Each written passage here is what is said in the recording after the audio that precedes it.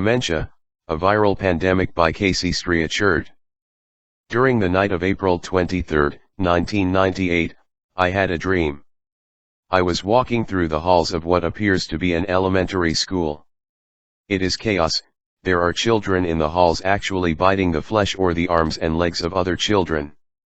It is horrific what I am seeing take place. The teachers appear deranged. The look about them resembles what the worst patients in a mental institute might look like.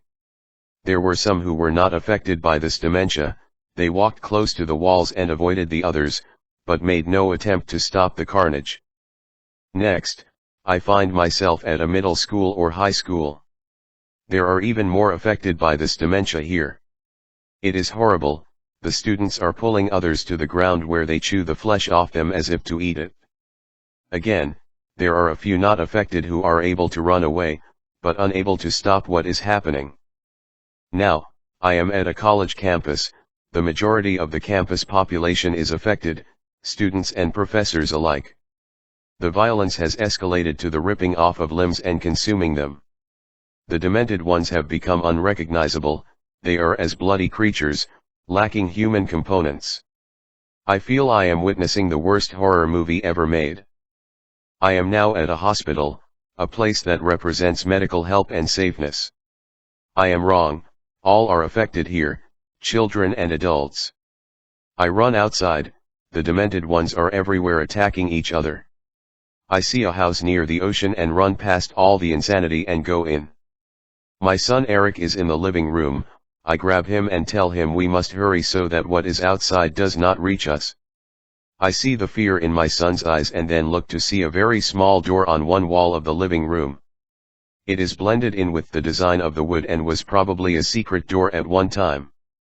It is about 3 feet in diameter. We pull the door open, yet I notice there is no doorknob. We crawl inside and I pull the door closed. It closed so tightly and firmly, like those stone doors that seal a passageway. There are stairs and a light. The stairs form a sideway V pattern.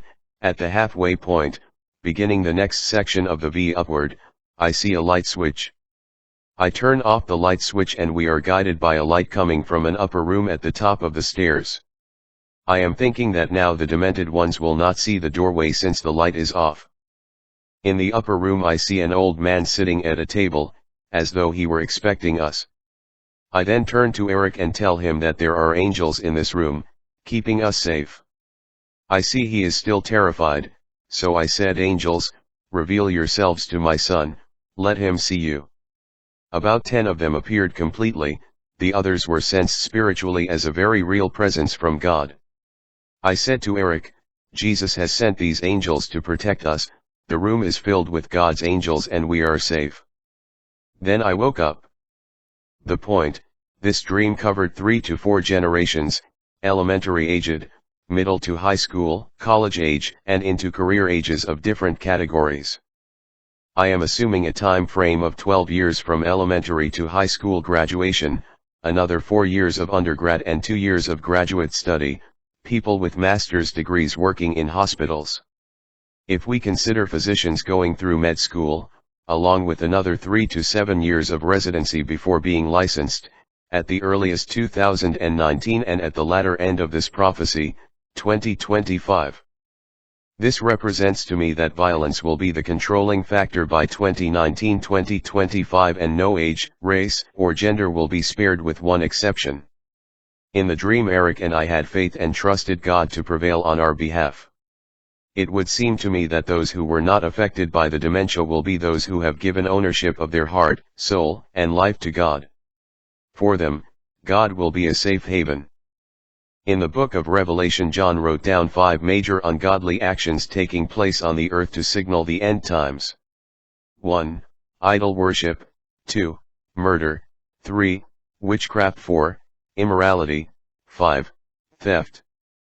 In these short years coming up to 2019, I believe we will see these things begin to unfold to an unholy increase. My last thought is a pandemic that would affect the frontal lobes of the brain. If something like this were airborne, a virus that could be spread one to another would be catastrophic. Worse yet, a pandemic that affects the DNA of a person, passed from generation to generation, creating a zombie-like populace.